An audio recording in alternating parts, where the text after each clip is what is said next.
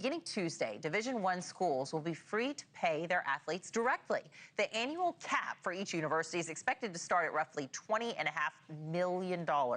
It will continue increasing every year during the deal. Top performers will finally receive income revenue from things like university ticket sales, broadcast rights, and merchandise. The new rules limit roster sizes for different sports, but every player will be eligible to receive a scholarship. It's all part of a $2.8 billion settlement from a lawsuit hedged against the NCAA in 5 major conferences. This all comes after athletes argued they were not fairly compensated for the millions of dollars they helped universities generate. Joining me now to talk more is senior writer for The Athletic, Chris Vannini. Chris, great to see you again. Thanks for joining us. Yeah, good to be here. All right, so this is being called a landmark shift in college sports. What does this deal change about how the NCAA operates?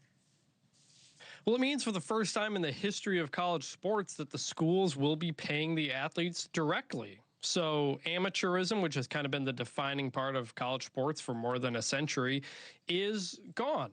That's not to say athletes haven't been getting money. Obviously, for the last 4 or so years, they've been getting NIL payments from third parties. But now a lot of that is now going under the schools.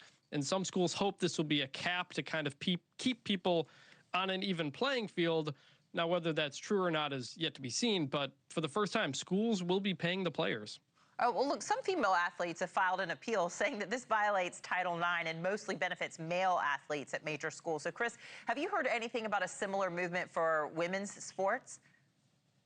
There will be. Well, so most of that money, that $20.5 million, probably 15 or so of that is going to go to football and men's basketball. Those are the two revenue generating sports at most schools. And so this will probably become a legal battle, but I think part of the argument from schools will be that Title IX is about equal opportunity, not necessarily about equal payment when we get down there. The other part of it is I think a lot of schools are not that concerned about Title IX being enforced right now, given the current administration and the way things are going there with the Department of Education kind of being dismantled.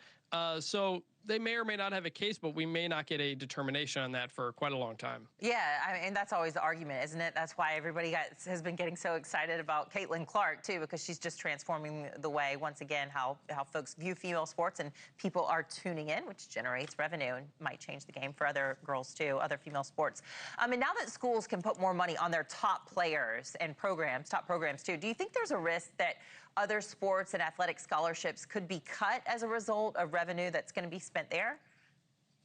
There is very much a concern of that. We've already seen schools that have cut part of their track teams or could be cutting their tennis programs because schools now will be able to pay up to $20.5 million. That's if they can even get that high. You know, they're going to be trying to give as much money as they can to athletes. They're top performing athletes, especially in football, because that's the one that brings in the money, that it may impact the budgets of other sports. And there is a lot of concern from these Olympic sports, these non-revenue sports, that if more money now is going to football, are we going to have enough money for wrestling, for tennis, for swimming, for all these things? So it's very much a concern. And that is the pipeline to the Olympics for not only the U.S., but a lot of countries. These athletes come through college sports in the United States, compete there, and go on to perform elsewhere. So this is something to watch as schools are working on their budgets, trying to find where the money is going to go.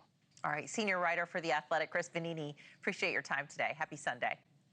Thanks.